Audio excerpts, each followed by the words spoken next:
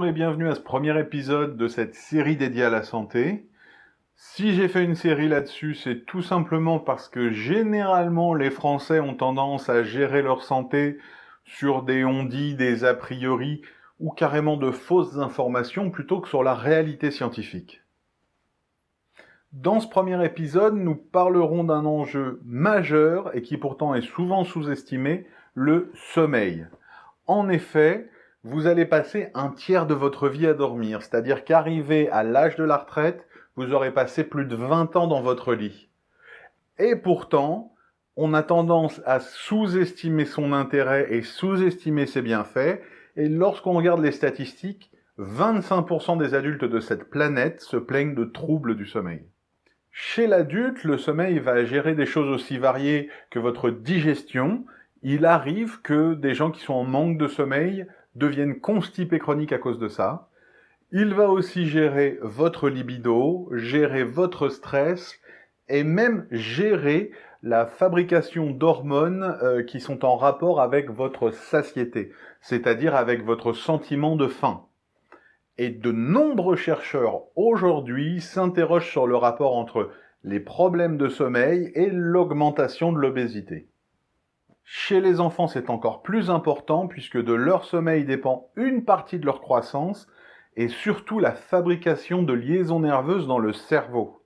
Des expériences ont montré que chez certains bébés mammifères, si on les privait de sommeil, ils ne pouvaient même pas acquérir la vue, parce que les connexions neuronales ne se faisaient pas dans le cerveau. Nous ne sommes pas tous égaux devant le sommeil. Certains ont besoin de 6 heures quand d'autres ont besoin de 10. Par contre, nous sommes tous égaux devant les cycles de sommeil, car notre nuit est décomposée en 2 cycles. Les cycles lents ou sommeil profond et les cycles paradoxaux. Dans les cycles lents, votre cerveau est aux abonnés absents, il n'y a plus personne. Dans le sommeil paradoxal, par contre, vous avez une activité cérébrale intense et c'est les moments où vous rêvez. Le sommeil paradoxal revient à peu près, chez tout le monde d'ailleurs, toutes les 90 minutes et occupe 25% de notre nuit. Et quand je dis chez tout le monde, c'est vraiment chez tout le monde, puisque c'est le cas chez tous les mammifères de la Terre. Il faut savoir que la qualité de votre nuit dépend de la qualité de votre journée. En fait, les phases d'éveil conditionnent les phases de sommeil. C'est-à-dire que si vous avez été actif, même ne serait-ce qu'intellectuellement, toute la journée, vous allez avoir un sommeil plus réparateur. En revanche, par exemple, les gens qui prennent du Lexomil ou du Xanax ou qui boivent un peu trop d'alcool sont dans un état de semi-conscience et du coup leur sommeil sera de bien moins bonne qualité. C'est d'ailleurs pour ça que les gens sous antidépresseurs se retrouvent tous au bout d'un moment à prendre des somnifères.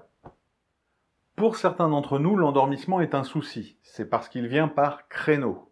C'est-à-dire que si quand vous piquez du nez, vous faites un effort intellectuel pour vous réveiller, eh bien il vous faudra attendre au moins 40 minutes pour pouvoir retrouver un créneau d'endormissement correct. C'est pour ça que typiquement, quand on doit se lever très tôt le matin mais qu'on se couche un peu tard, ça nous stresse, donc généralement on rate le premier créneau, et puis au bout de 30 ou 35 minutes à tourner dans le lit, on regarde le réveil et on se dit « Oh là là, il me reste presque plus de temps à dormir », re-stress, ratage du deuxième créneau, et ainsi de suite. C'est comme ça qu'on fait de l'insomnie. La sieste, qu'on aime tant dans les pays du Sud, est aussi à manier avec précaution. Déjà, elle n'est pas censée dépasser 20 minutes. Mais en plus, elle ne doit pas être trop régulière. Car si vous faites des siestes trop régulièrement, c'est peut-être que vous avez un problème médical de somnolence diurne et celle-ci va le cacher. Donc on ne pourra pas vous traiter et résoudre votre problème. Maintenant, je vais vous proposer quelques petits trucs pour mieux vous endormir et avoir une meilleure nuit. Le premier est tout bête, c'est avoir un rythme de vie régulier. En effet, si vous vous couchez assez régulièrement à la même heure, que vous vous réveillez assez régulièrement à la même heure, votre corps, sans même que vous ayez à y penser, connaît votre heure d'endormissement et du coup va en avance commencer à sécréter les hormones qui vont vous permettre de vous endormir au bon moment. Il faut aussi prendre l'habitude de faire attention à ce qu'on consomme après 17 heures. Tout ce qui est café, thé et cola, ce sont des excitants, il faut oublier. Mais il faut aussi laisser tomber un peu l'alcool, parce que l'alcool entraîne plus de phases de sommeil paradoxal, ce qui fait que c'est une nuit moins reposante et moins réparatrice. Et il faut aussi faire attention au tabac. Premièrement, le tabac est un excitant cardiaque, donc ça n'aide pas à s'endormir. Et deuxièmement, c'est quelque chose qui va aggraver tous les problèmes que vous pourriez avoir au niveau de la respiration et qui peut même entraîner chez certains des apnées du sommeil qui vont vous donner un sommeil de bien moins bonne qualité. Pour le repas du soir, il faut préférer les féculents. Les sucres lents vont donner de l'énergie à votre corps toute la nuit, qui n'aura aucune sensation de faim. Alors que si vous sautez le repas ou si vous mangez trop léger, en deuxième partie de nuit, votre corps ressent la faim et du coup vous pousse à vous éveiller. L'environnement est lui aussi bien sûr important. Déjà, il ne faut pas qu'il fasse trop chaud dans une chambre, entre 18 et 20 maximum. De plus, il faut essayer d'être dans une pièce le plus noire possible. Pourquoi ? Parce que biologiquement, le noir fait sécréter à notre corps de la mélatonine, qui est une des hormones principales de l'endormissement. Bien sûr, tout le monde le sait, mais je préfère le répéter, toute exposition à un écran qui émet des rayonnements est à proscrire au moins 30 minutes avant l'endormissement. Pourquoi ? Je viens de le dire, parce que c'est le noir qui vous fait produire de la mélatonine.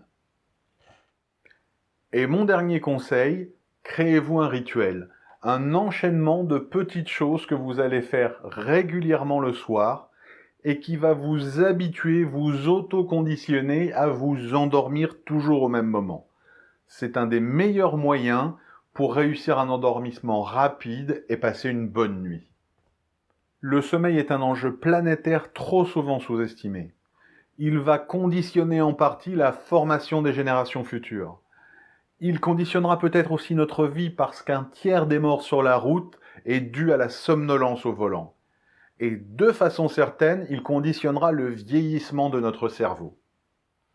Et comme il est devenu un vrai souci pour un quart des adultes de cette planète, eh bien, nos sociétés ont trouvé toujours la même façon de remédier à ce problème, la médication. Aujourd'hui, de toute façon, on a des pilules pour tout, et si vous avez quelque chose qui ne se soigne pas avec une pilule, on a une pilule pour vous faire oublier que vous avez ce truc-là. Et contrairement à ce que les gens pensent, les somnifères ne font absolument pas dormir. Ils vous mettent dans un état d'inconscience éveillée. C'est-à-dire que votre cerveau ne va pas passer par toutes ces phases qui lui permettent de se régénérer. En gros, soigner le sommeil avec des somnifères, c'est comme soigner une fracture ouverte avec des anesthésiants. Oui, ça fera moins mal, mais ça réglera pas vraiment le problème. C'est fini pour ce premier épisode sur la santé, je vous dis à très vite pour la suite, et en attendant, je vous souhaite une très bonne nuit.